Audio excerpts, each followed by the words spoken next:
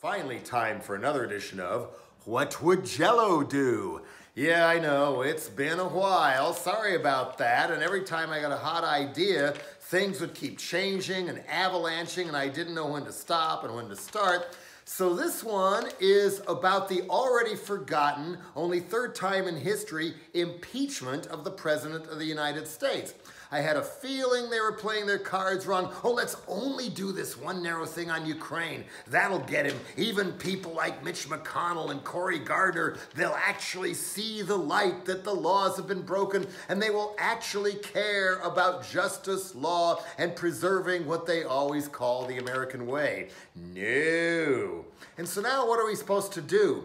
Give up? And just accept, oh yeah, well, maybe President Biden will prosecute a few things. Obama didn't go after W for war crimes or corruption or crashing the economy at all.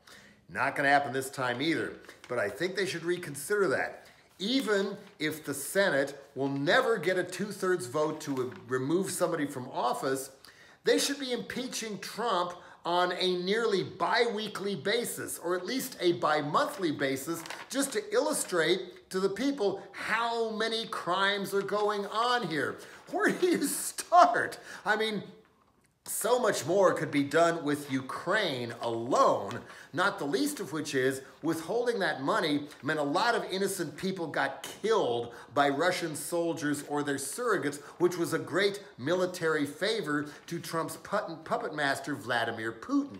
And why does Trump suck Putin's penis so much so often and keeps deferring to him? That too, collusion with a foreign power, especially a hostile foreign power, that alone is an impeachable offense. But of course, the reason he does that, in all likelihood, is he owes Russian mob banks so much money because nobody else would lend Trump any money after he screwed Deutsche Bank as well and tried another bankruptcy scam. But he wanted to make more golf resorts, so as the Trump son said in golfing magazines, oh, we don't need American banks.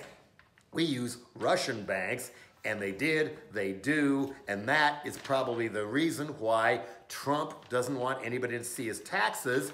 And already, just on the basis of his earlier taxes that the New York Times and others have seen, he is guilty of serial tax evasion. That too is an impeachable offense. What else have we got here? Stealing the 2016 election, colluding with a foreign power yet again, telling Russia he wanted Hillary's emails, that's impeachable, and all the other things Robert Mueller found that was obstruction of justice. You multiply obstruction of justice by what? 100, 500, 1,000, and all the subpoenas he won't honor and all that, and all the documents that he's supposed to turn over that he won't. Those two are impeachable offenses. And then, of course, there is rape, sexual assault, payoffs to Stormy Daniels and who knows how many other people. And if they ever crack open all the unbroadcast footage from The Apprentice where he harasses the women, look out. What else have we got here? Taking money from Saudi royals to help bail out his hotels. Isn't that kind of like bribery, Donald, Jared, etc.? And of course, another way to bribe the Trumps is to pay exorbitant amounts of money to stay at the Trump Hotel in DC or another golf resort or property, and he even wanted to have the G7 summit at his own resort in South Florida and charge top dollar.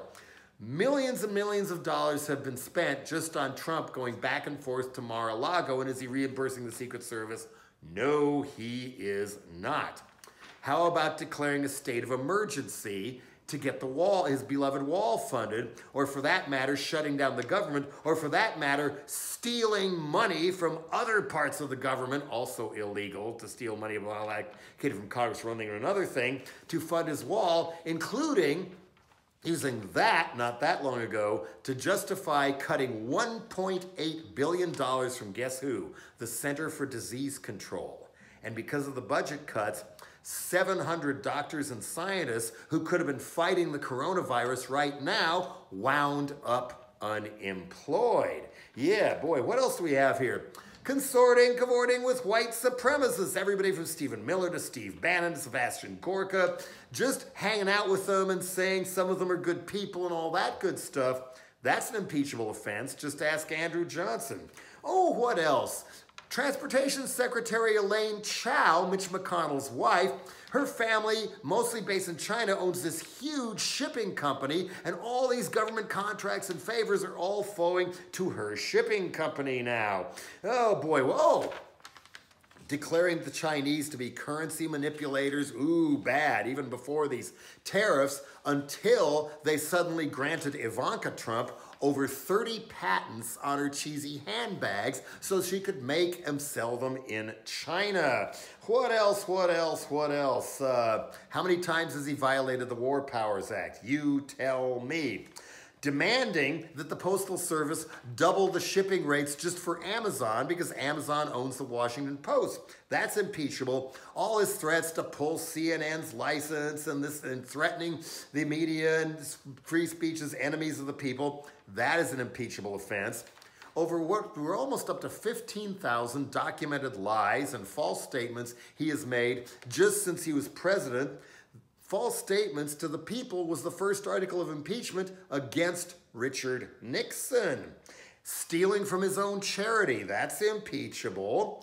Giving security clearances to people who are suspected of colluding with foreign powers, like Jared Kushner and possibly Eric Prince from Blackwater and all, that's impeachable. It just goes on and on and on, but bottom line is, another thing that can constitute removal from office is sheer incompetence. Exhibit A, or should I say Exhibit Z, the coronavirus.